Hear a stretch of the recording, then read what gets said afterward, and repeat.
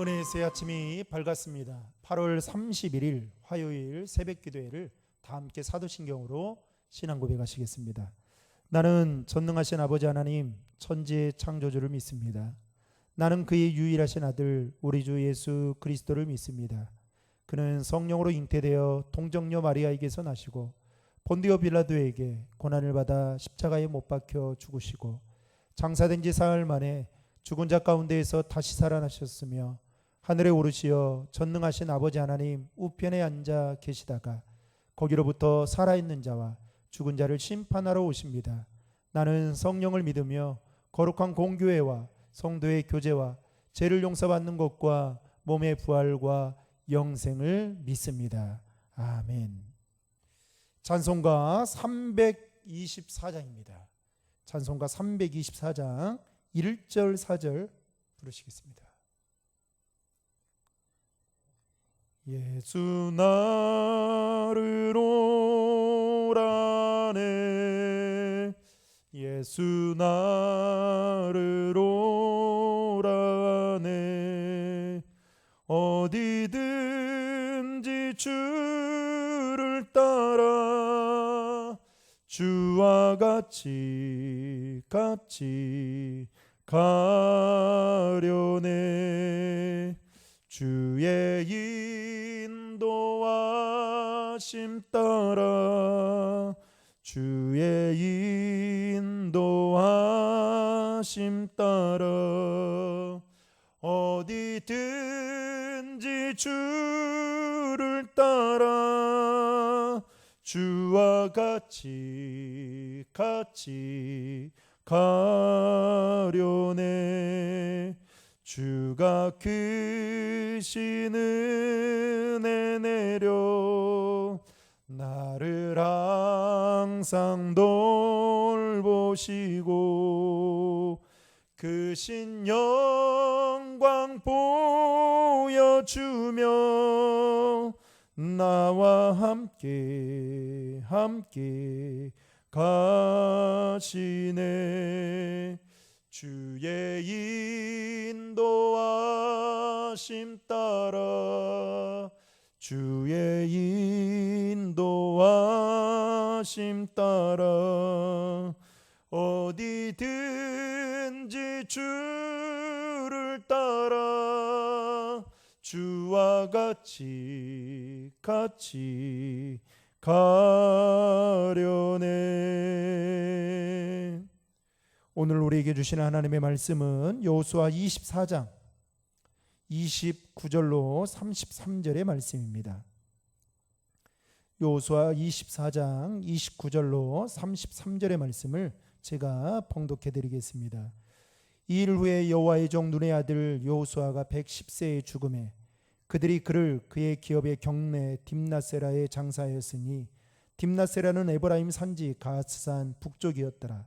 이스라엘이 여호수아가 사는 날 동안과 여호수아 뒤에 생존한 장로들 곧 여호와께서 이스라엘을 위하여 행하신 모든 일을 아는 자들이 사는 날 동안 여호와를 섬겼더라. 또 이스라엘 자손이 애굽에서 가져온 요셉의 뼈를 세겜에 장사하였으니 이곳은 야곱이 100크시타를 주고 세겜의 아버지 하몰의 자손들에게서 산 밭이라. 그것이 요셉 자손의 기업이 되었더라.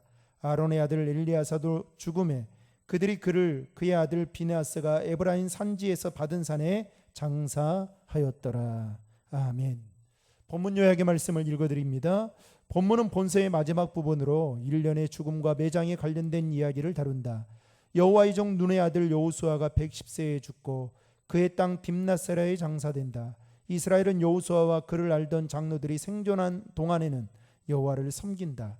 아론의 아들 엘리야살도 죽어서 그의 아들 비느하스가 에브라임 산지에 장사한다.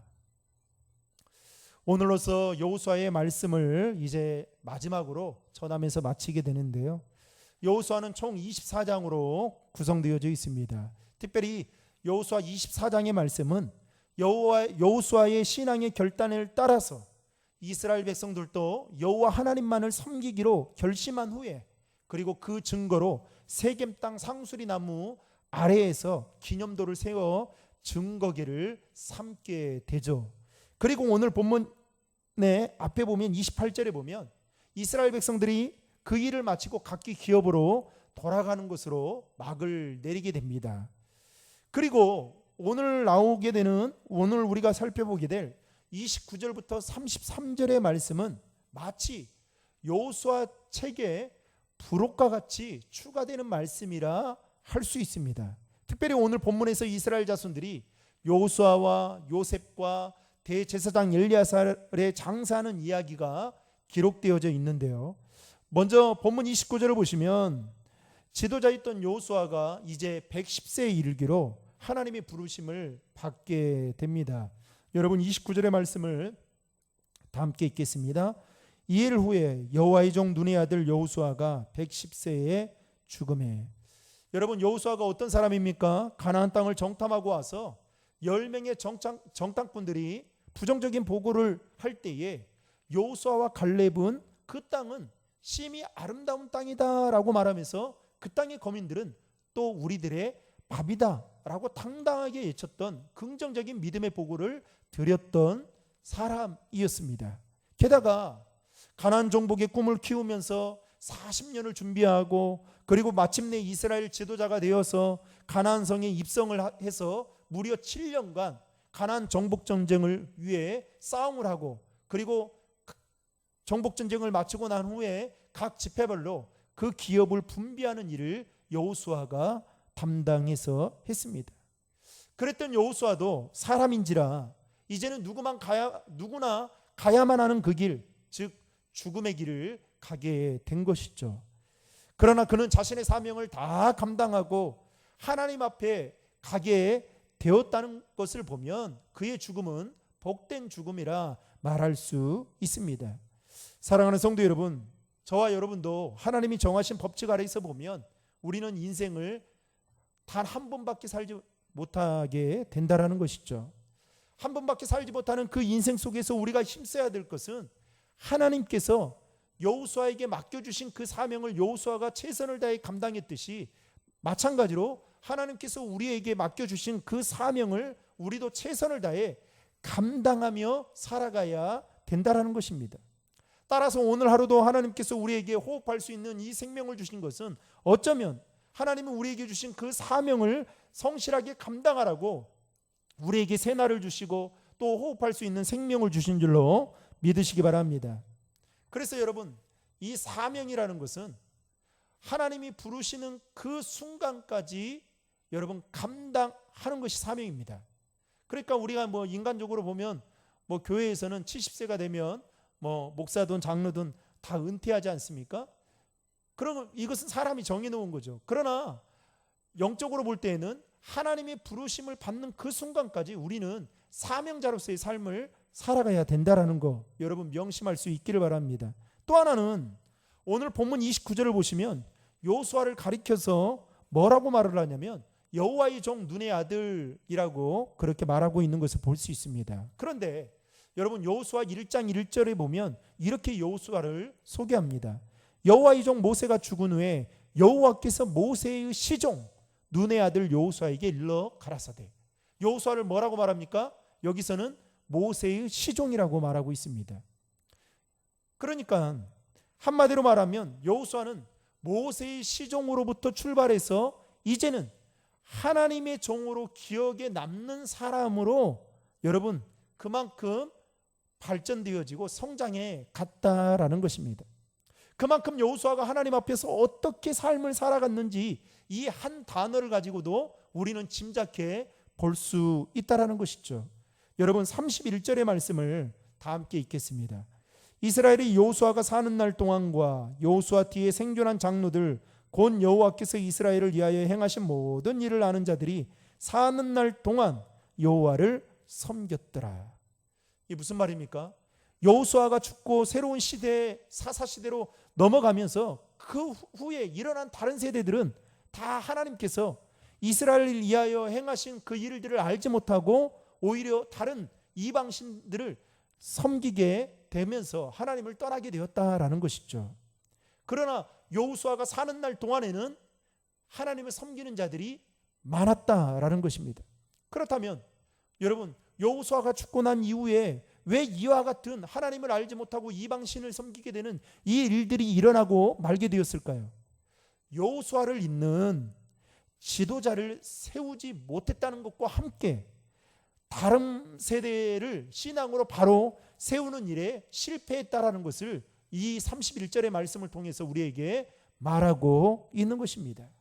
여러분, 이 말씀을 통해서 우리가 기억해야 할 것은 다음 세대인 우리들에게 신앙의 유산을 여러분 물려주지 못한다면 다음 세대인 우리의 자녀들은 여러분 하나님을 알지 못하고 분명히 떠나게 된다라는 것을 말씀하고 있다라는 것입니다. 그래서 우리는 이 부분에 대해서 경각심을 가지고 여러분 우리 다음 세대인 우리 자녀들에게 신앙의 유산을 물려주기 위해서 영적인 싸움을 치열하게 싸워야 된다라는 것입니다. 다른 것은 다 포기할 수 있어도 신앙적인 것만큼은 내가 생각하는 대로 따라와라 라고 하면서 자녀들을 끌고 갈 필요가 있다라는 것입니다.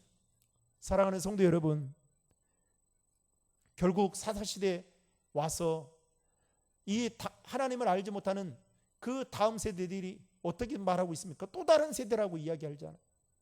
결국 하나님을 알지 못해서 그들이 이방 민족들로부터 엄청난 고통을 당하게 되는 것을 우리는 성경을 통해서 보게 됩니다.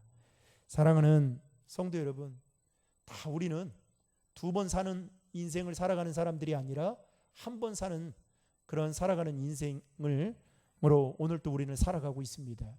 한 번밖에 살지 못하는 그 인생 속에 하나님은 우리에게 사명을 주셨다는 겁니다. 그 사명은 무엇일까요? 바로 내가 믿고 있는 그 하나님, 내가 하나님을 사랑하는 그 믿음과 열정을 우리 다음 세대, 우리 자녀들에게 잘 전수하기를, 그것이 말로 우리의 사명이다라는 것을 하나님은 우리에게 말씀하고 있다라는 것이죠.